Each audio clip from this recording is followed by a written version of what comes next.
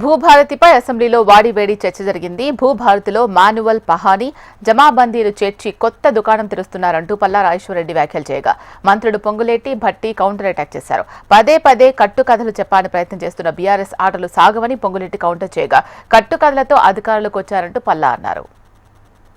అదేవిధంగా ఇవాళ అనుభవదారు కాలంలో కూడా మేము చెప్తున్నాం, ఖచ్చితంగా మరలా ఇవాళ అనుభవదారు కాలం పెట్టి వాళ్ళ పేర్లు రికార్డ్ చేయడం అంటే మళ్ళా కౌలుదారుల పేర్ల మీద వివాదాలు సృష్టించడం తప్ప మరొకటి కాదు.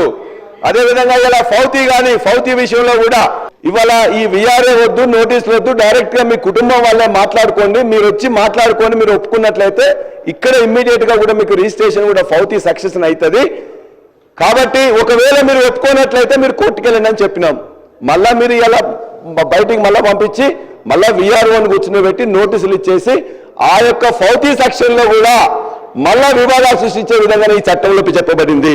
జమాబందీ అనేది 2011-12 నుంచి మొత్తం బంద్ అయిపోయింది. ఆ ఊర్లో ఉండే ఆ భూమి స్వరూపం ఎట్లా ఉంది, భూమి యాజమాన్య హక్కులు ఏమైనా మారినాయా, అది తడి ఉందా, కుష్కి ఉందా, నీళ్ళు వస్తున్నాయా, దానికోసం అని చెప్పేసి పెట్టేవాళ్ళు. ఇవాళ మొత్తం తీసేసినాం. మళ్ళా ఇలా జమాబందీ పేరులో మళ్ళొక దుకాణం తెరిచిండ్రు. యాన్యువల్ పహానీ అంటే ప్రతి సంవత్సరం నీకు రికార్డెడే ఉంటుంది.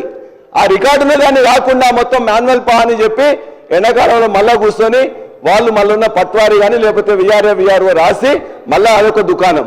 మాన్యువల్ పహానీ అంటారు, విఆర్ఓల్ని తీసేసామంటారు. ఎస్, మీరు తప్పు చేశారు కాబట్టే విఆర్ఓ వ్యవస్థలో మంచి వాళ్ళని తప్పకుండా ప్రతి రెవెన్యూ విలేజ్కి ఒక ఆఫీసర్ని పెడుతున్నాం. బేఫిగర్గా చెప్తున్నాం, చట్టంలోనే కాదు, ప్రజలు అడుగుతున్నారు, కోరుకుంటున్నారు. అనేక సందర్భాల్లో చెప్పినాం, ఏదో నట మాన్యువల్ పహానీ అట, మళ్ళీ ఏదో ఓపెన్ చేస్తున్నట, మ్యూటేషన్ అట అంటే కట్టుకథలు మళ్ళీ చెప్పి ఆ కట్టుకథల్ని పదే చెప్పి ఇది నిజమని ఒప్పించడానికి గౌరవ సభ్యులు ఏదైతే తాపత్రయపడుతున్నారో అది వారి విజ్ఞతకే వదిలేస్తున్నారు. అధ్యక్ష, కట్టుకథలు చెప్పినా పిట్టకథలు చెప్పినా మీరు అధికారంలోకి రావడానికి చెప్పింది తప్ప మేము చెప్పలేదు, ఇప్పుడు చెప్పట్లేదు. బాండ్ పేపర్లు ఇచ్చింది మీరే కదా అధ్యక్ష. కాబట్టి ఇవాళ నేను చెప్పింది అబద్ధమైతే మీరు కాదని చెప్పండి.